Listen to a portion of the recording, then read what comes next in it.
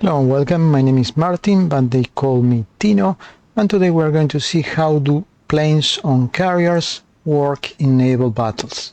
First step, please do not forget to put the plane on carrier mission. If you do not put the plane on carrier mission, it will simply not work. To clarify, you have two modes for the planes on carrier. You have manual control or on carrier mission. For example, this is your fleet. You can press F3 and you will see an airbase. That this is the airbase that represent the carriers. Here you have all your carriers and your planes. And you can then give them standard missions. These are the standard missions that you already know. You can put them on, anti-air, ground attack, whatever you want. But this is not on carrier mission. If your carrier engage an enemy or the enemy engage your fleet, these planes will not participate in combat. So make sure to press H and to cancel any kind of mission that they have, so they will be on carrier mission.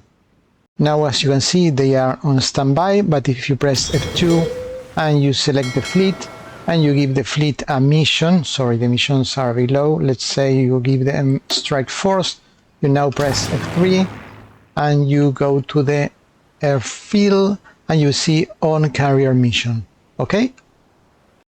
And hopefully someday your fleet will find an enemy, and this works as follows.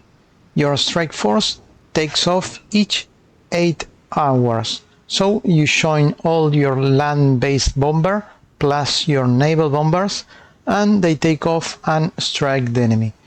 There is a random selection of the enemy, but there is a weight selection mixed with random. They try to pick big targets like convoys, carriers, battleships, but they also try to pick targets with less anti-air, and they also try to pick damaged targets. That's the reason because why you see a lot of destroyers being sunk, because the destroyers always take the hit first, so the planes on the carriers hit the destroyers.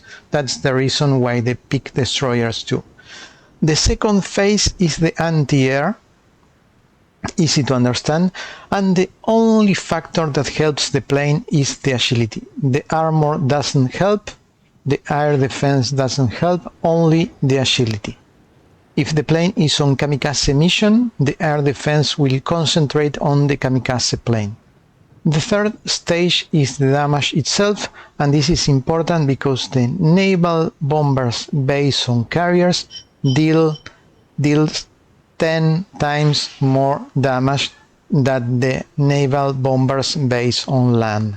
So the trick here is to fully fill your carriers with naval bombers, and on your airports on the coast you use long-range heavy fighters to cover your naval bombers, but the naval bombers based on land are not very useful because they take the same amount of damage that normal naval bombers, but they deal 10% of the actual damage that a naval bomber based on carrier does.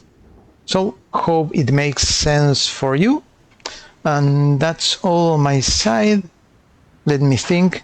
Not sure if I already mentioned, but the naval bomber ignores the armor, the speed and the visibility, so it only helps the hit points and the anti-air. The anti-air is the only factor that reduces the actual damage the ship takes.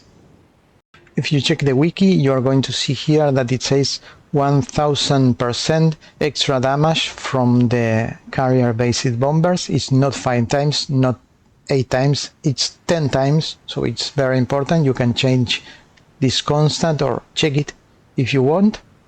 If you wonder what's better, a bomber versus a torpedo bomber, check the video in the description. I did a test, a comparison, checking the two models in several combats. And also, if you need, I can upload a full guide on carriers, design and use. That's all on my side. Thanks for being there up to this time. And that's all. Have a great day. Bye bye.